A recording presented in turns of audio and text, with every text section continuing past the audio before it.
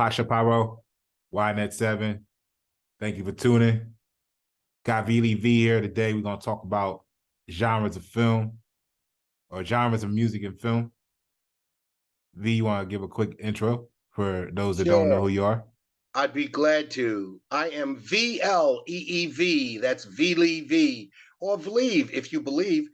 Anyway, I am a post-audio specialist, not primarily, but first and foremost. But I am a music composer for film and for visual media, and a composer in general and songwriter.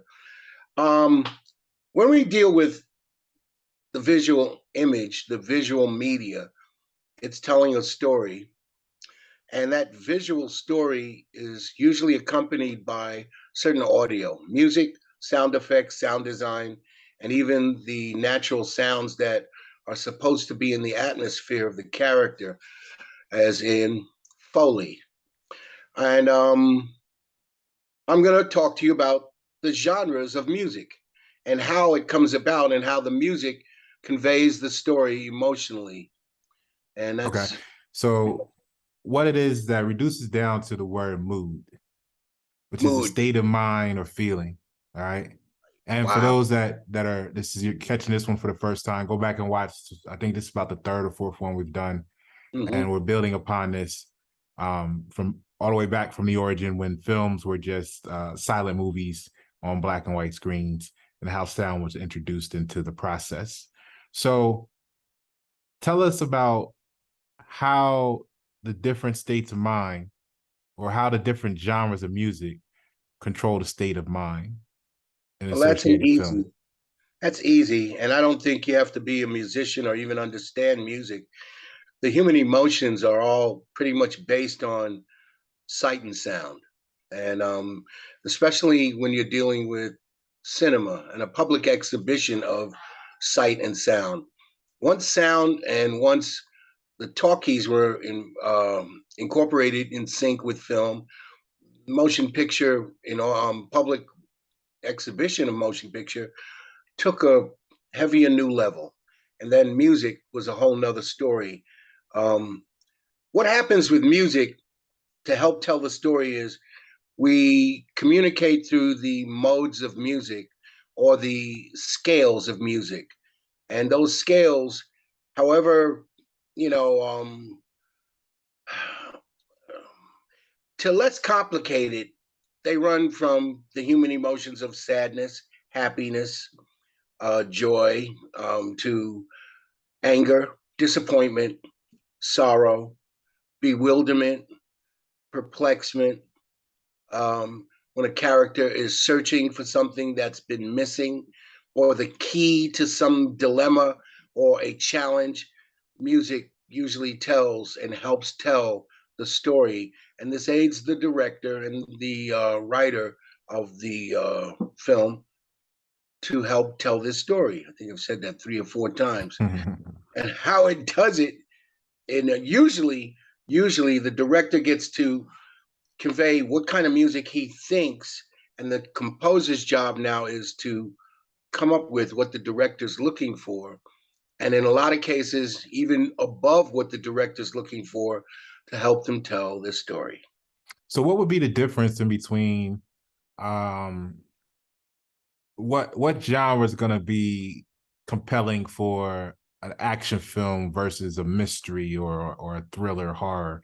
What determines what tool you reach in your bag for based on the script? Okay, action films, especially these days with the Marvel Universe, the DC Universe, and various other films where heroes are the central theme, require bombastic, aggressive percussion, taiko drums, heavy booming bass drums, heavy drums, and sharp percussive instruments to accent moments in time, seconds, minutes, minuscule nanoseconds of decision and ascension of the character, realization of the character as the hero triumphing, or even in the dilemma or in the throes of an action fight sequence. So it starts with percussion. Then from there, there's various picks. You can do anything from choirs to brass to strings.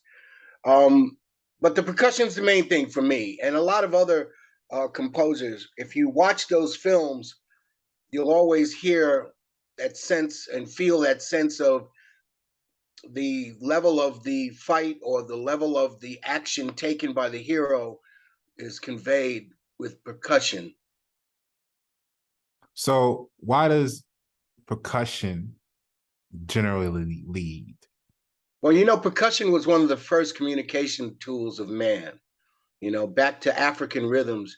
The Igbo Nigerians, they pretty much communicated everything. If you remember Shaka Zulu, the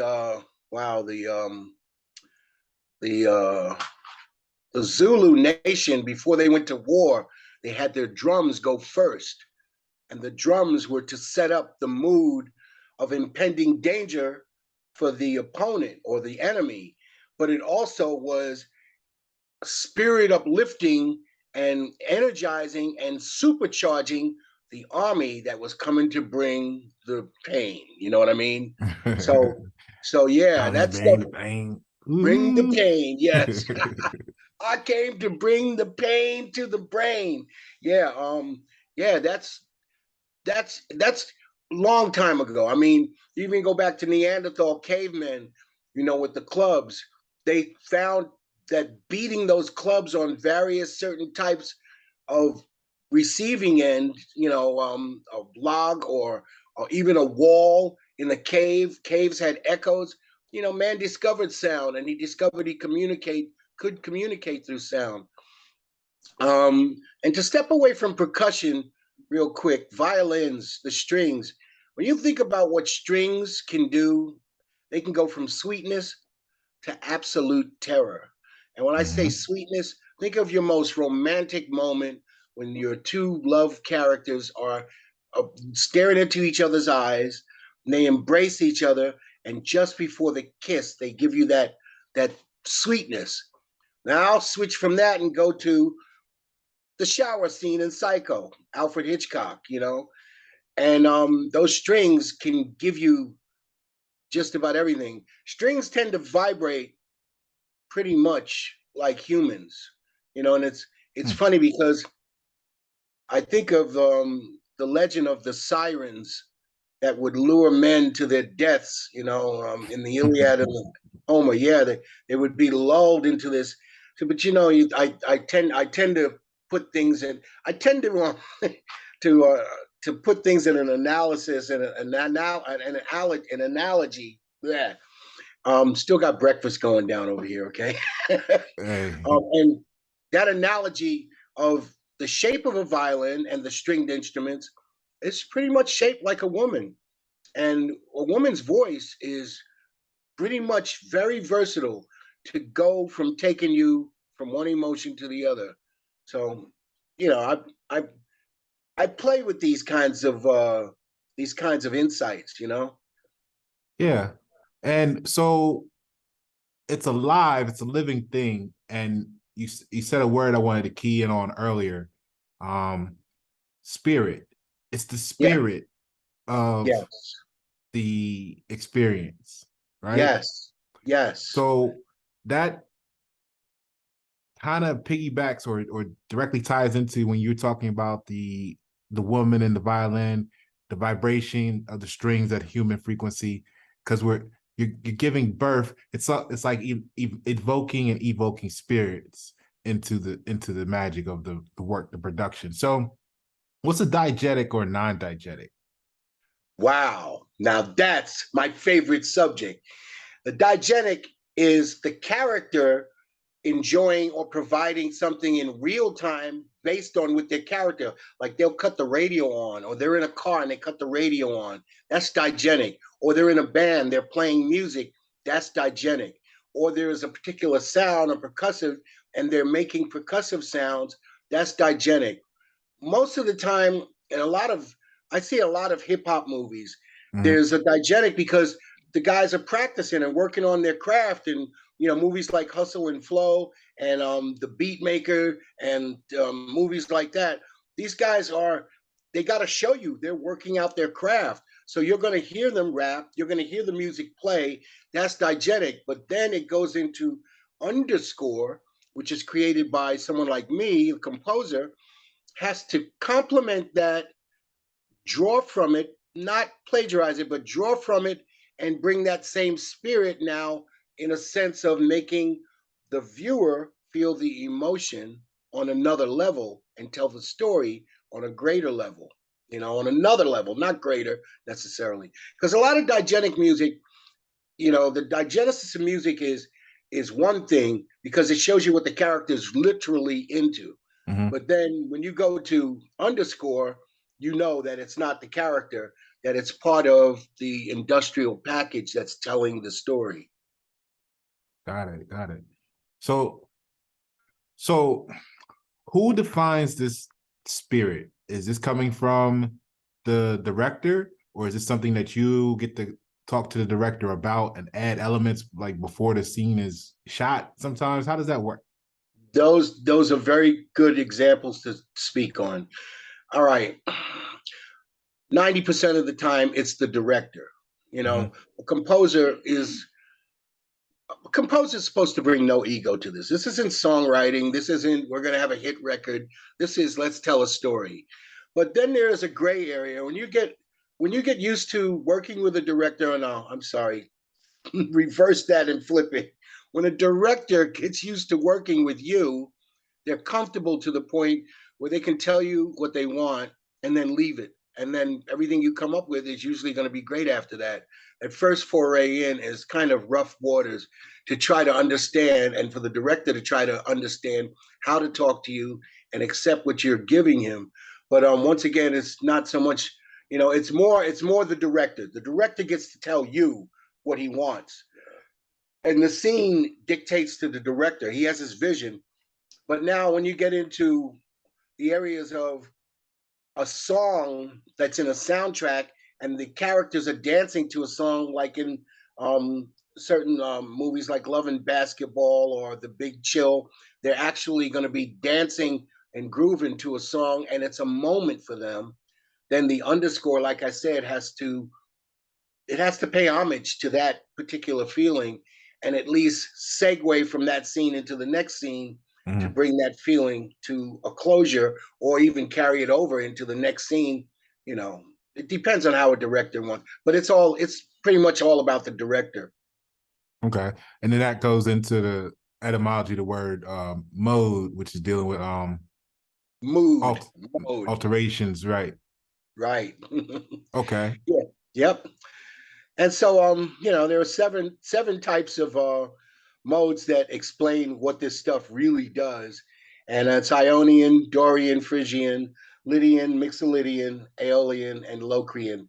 And those With the seven scales? modes, those are seven scales, right? Okay. And what those scales, without going into, I don't want to take up too much time here, but you could look up the seven modes of music on your Google, like I just did to remind myself, but it's okay. Yeah.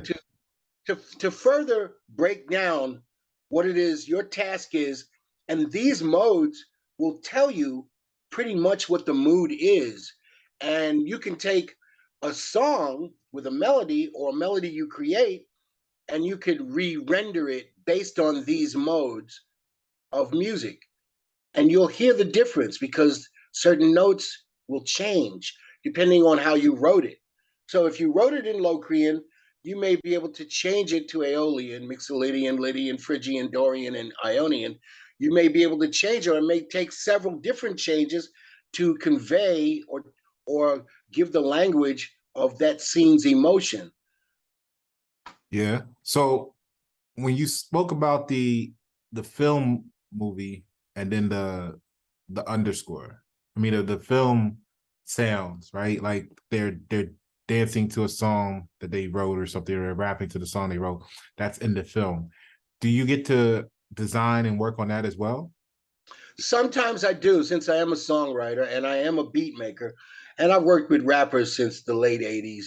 You know, It's easy for me to do. It's far easier for me to work that way because that's more ego based, and it's a collaboration between me and the artist, and it's also a revenue offering because soundtracks get sold. Underscores not so much, but if the underscore is a great theme or is derived from a great theme, and you're somebody like Hans Zimmer, James Newton Howard, Herbie Hancock, Quincy Jones, you can sell the soundtrack. The soundtrack becomes revenue or merchandise for the film, furthering their revenue. Yeah. So to answer your question, yeah. Explain that. Go into more depth on that because when you think about the soundtracks to movies and you go buy them back in the day, especially I don't know if they still do that now, but when you think Oh, about yes, they do. the sound, I mean, as as popular as it was, when things were on cassette, what I mean? Everybody, oh, did you get the Friday soundtrack? You know what I mean? Like, right. Yeah.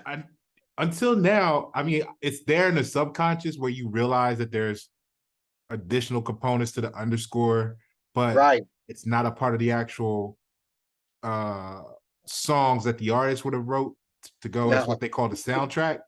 Yeah. So define that split there, because now that I'm thinking about it, like it is a lot of great music sometimes that may not be a part of the soundtrack. Now, how do you differentiate between that? You brought up a very, very good point, and I'll tell you something about that.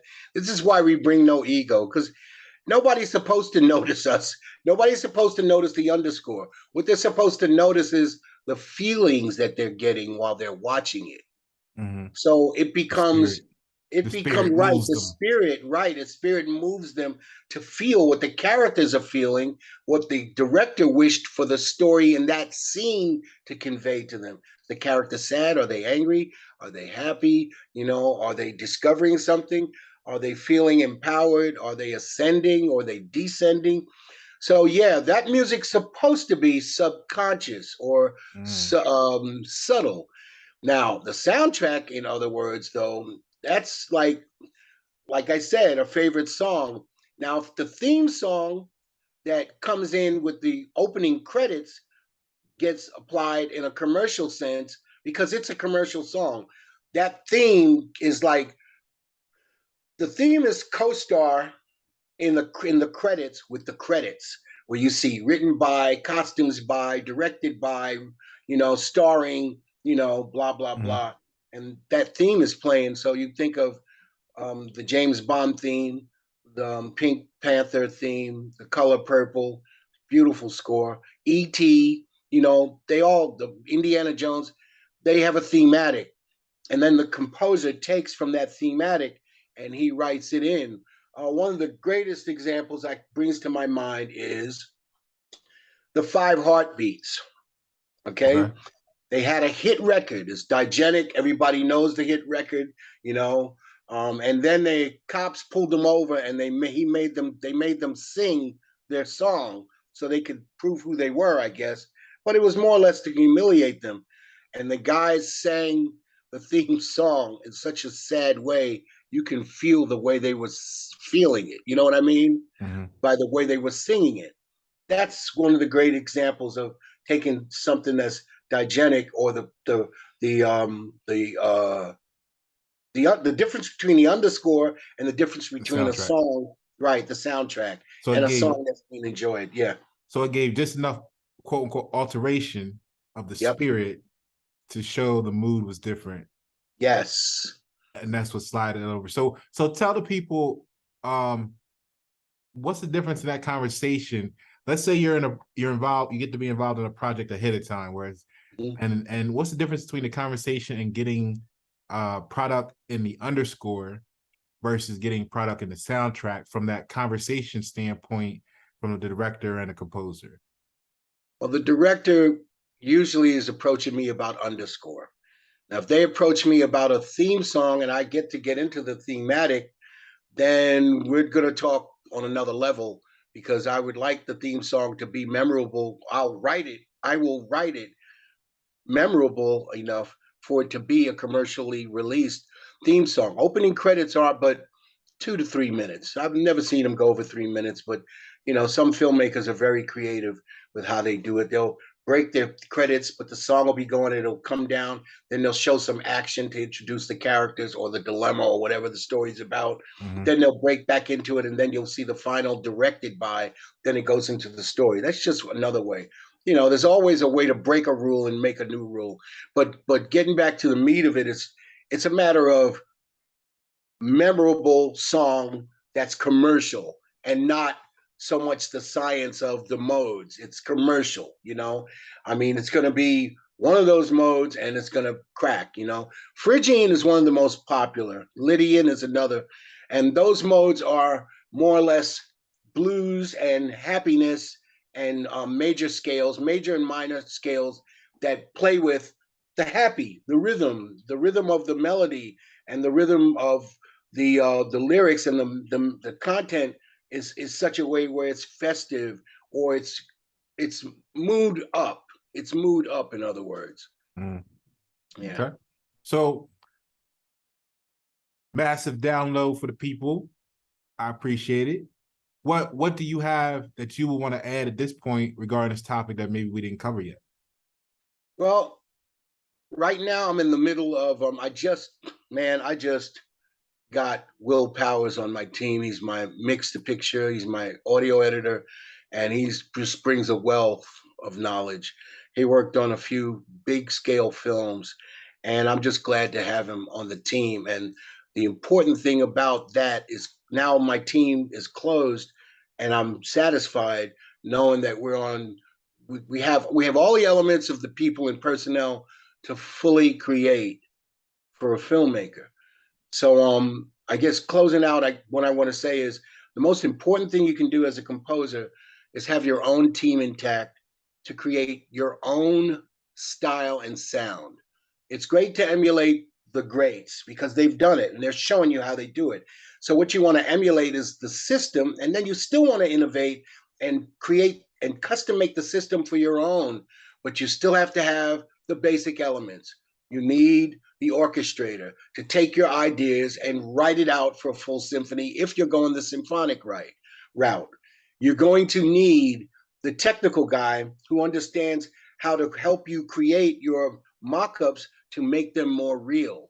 You're going to need a mix-to-picture guy who is a real recording engineer. He's what we know as the re-recording engineer in the business. And he's got to be trusted. In my case, I got a guy who's got a music background and who's worked with everybody from, Left Eye from TLC and Black, her group, to Queen Latifah, to a big action film, Long Kiss Goodnight, Samuel Jackson, Gina Davis. And it's awesome. So I hope that answers that question in a big way. I'm very excited about this point right now where I'm at. Great. Excited for you. It's been you've been building this for a long time, and it's glad to 10 see years. It's coming I'm together 10 years for you. old. Yeah, 2012 I did Conrad Irwin's film Last Words. It's on IMDb. It's a 7-minute film. That was the first commercial short I scored. So yeah, it's 10 years, man. It's 2022. That brings up a good point, a couple good points. One, people that are just starting out, you gotta let things take their time. You gotta develop, you gotta learn. The connections gotta develop, they gotta grow. Yep. Relationships. Relationships, you said it, connections. Yeah, the relationship, your relationship with yourself and your own craft, like you said, instead of mimicking, developing your own sound, that's a relationship. Right. And then you got your network relationship. Like, it's just so much that has to get together. So, don't get discouraged in the beginning. And, oh man, the discouragement will come. Let it go. Let it come. So, I learned from my dad as a kid playing music with my brothers. Main thing he emphasized to me was, Vince, you like all these players, all these keyboard guys, you hang them up, you listen to their music, but you got to get your own style. He recognized I didn't have my own style. So what I started developing, and he was right, develop your own style. So, I mean, at this point now, like I said, I don't bring an ego to the table. I mean, I grew up playing in a band. So, it's a matter of, please tell me what you want. I'll be glad to play it. So, you know, like going back to that, the whole style thing and everything. Like, so my view's always been, because I know people will come and they'll say, especially early on, they'll be like, hey, the easiest way to learn how to do this is to go and grab someone's song that you like and then figure out how to reconstruct it, right? It's Make typical. it your own. Everybody, yeah, even if you're doing a remix or something, or just play it the way it is, but learn how to play it out so that you can get the right. And I was like, the same way in the lyrics and stuff like that. I was like, nah, I don't like that route because law of attraction, the more you focus on anything, the more you attract. So I always wanted to be like you said, my own sound. But if I study other people, you're gonna kind of almost naturally have elements of their what you've been studying in your work, right? Right. It So happens. I try to when I go into learning something new, I tend to get as far away from everything else that's going on as possible so I can have my isolation bubble to really Yep. develop me. And my question is this. So with that being on the table, then the team comes into play, right? Because what I realize is that the more people you have on your team, the more people you have their creativeness involved in it. And at what point does it shift from not really being a product of your creativity like a painter, but a collaborative effort now that's diluted your involvement and then how much of it is really, you know what I mean? So Immediately.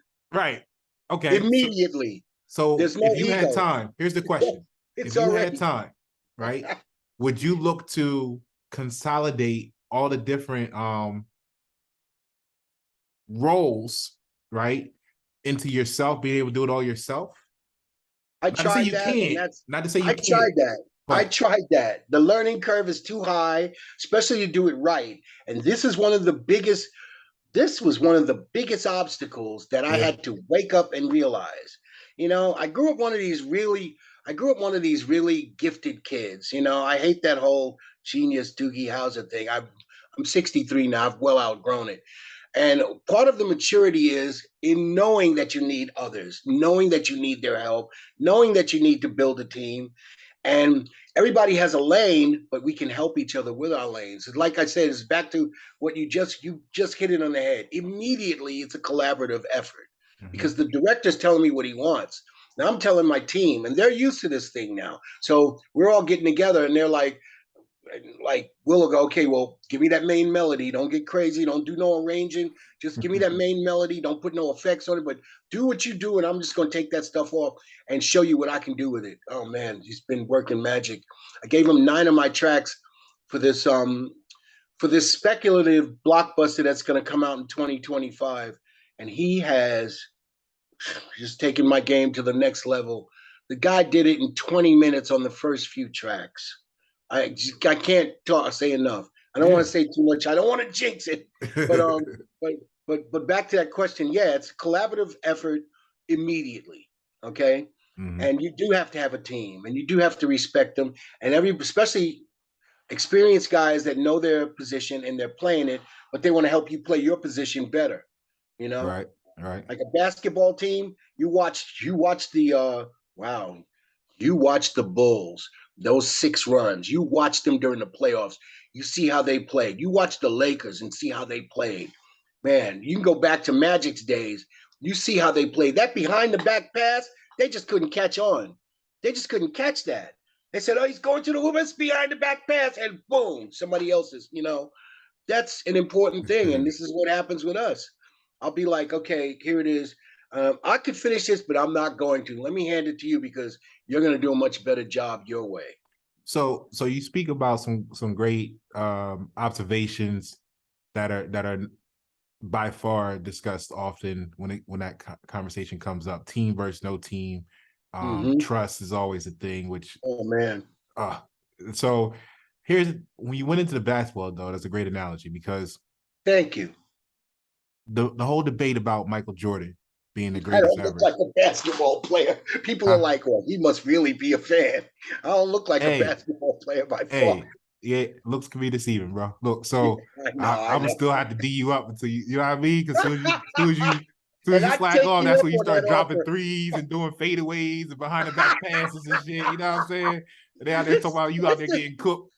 I I can tell used to you. work to my advantage, man. When I used to ball, They used to be like, oh, this guy, we ain't got to worry about him. And drop 10 points on him. Like, yo, you need help? You want to switch? Now they want to pay you attention. You know what I'm saying? So I already My know. brother, who's the basketball player, he'd be on the side. You see him throw that ball. You see him dribble that ball between his legs. I taught him how to do that. And they're So, like, holy smokes, big boy got skills. so yeah, definitely. So look, here's what I want to take that analogy to. So people make the argument, Michael Jordan, the greatest ever, right? Michael Jordan, greatest ever, and I'd be like, he had a team. not even that part. Just he was playing in an era where it was low tech. Yeah, I'm not to take away from his greatness at the time, but you No. can't say he's the greatest ever when you had maybe 5 to 10. Let's round it off 10 people just for easy number 6. Yeah, 10 people in the whole league that was anywhere near his caliber.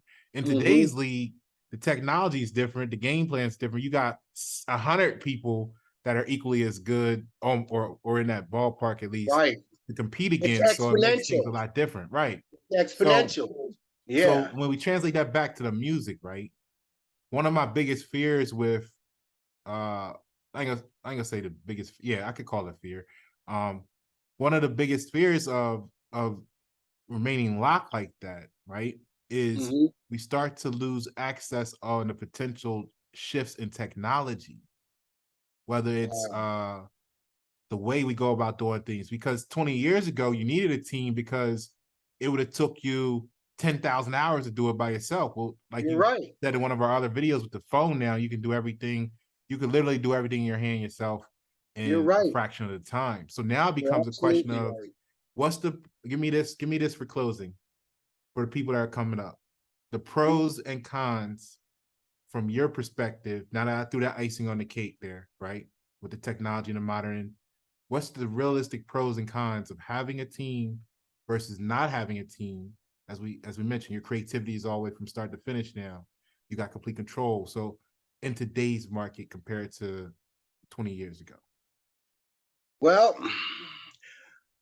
the tools have changed, but the rules have not. Still has to sound good. Okay. The tools have changed, but the rules have not, which means what? The game hasn't changed. Right. Just the tools. So now a guy who might have to get used to swinging an 18-ounce hammer is pointing a laser at a nail, or what's the latest evolution of a nail, and he's driving that piece of whatever and joining the 2 pieces of wood. Right. But you still have to have the acumen, you still have to have the training and the knowledge and the practice to be good at it. Okay, but you're still gonna need someone to design the house. You're still gonna need someone to contract the building, subcontract the different ends of the building. And I like to compare music composition and construction because they're really, really close. Because you have a team, you have the finisher. Well, your recording engineer, your re-recording engineer, and mix the picture guy is the finisher. These editors, they're the guys that are building the framework with you. You're designing it, but the grand architect is the director. So the ball kind of gets passed down the line. And like I said, you go right back to rule number 1. There's no ego. You got to be told what to do, and you got to be ready for criticism, and you got to be ready for redos and do-overs. So yeah, the technology, the tools have brought it. Don't get bogged down in thinking it's all just you, unless you're going to play with it and learn. And like a guy with a DAW with a good program on it, like Pro Tools or Logic or even Fruity Loops, can get with his buddy who has a camera, who makes stories, and they can practice together. But you're not going to be just doing music. You're going to be mixing all of the sound together. The dialogue is chief, and the sound effects and the Foley, the atmospheric sounds are all secondary. And then the music is tertiary or third. So it's a matter of when they get time to have their front stage and sharing it with the dialogue to help tell the story. So now, don't get bogged down in thinking you can do it all for long, because the professional world doesn't work that way. They have the Indian and the chiefs and the warriors, You know, the Indian chief, I mean, and his warriors, and they all have to follow and stay in their lane, but they're all helping to the good of the common good for the cause. So, yeah, that's Awesome. thank you. Hey, I appreciate your time today. You're Let them know welcome. where they can reach you at, V. VLEEV, Google those 5 letters. You can catch me at VLEEV.net. And Instagram 26 VLEEV 26. And anywhere on the internet, SoundCloud, all of it points to it.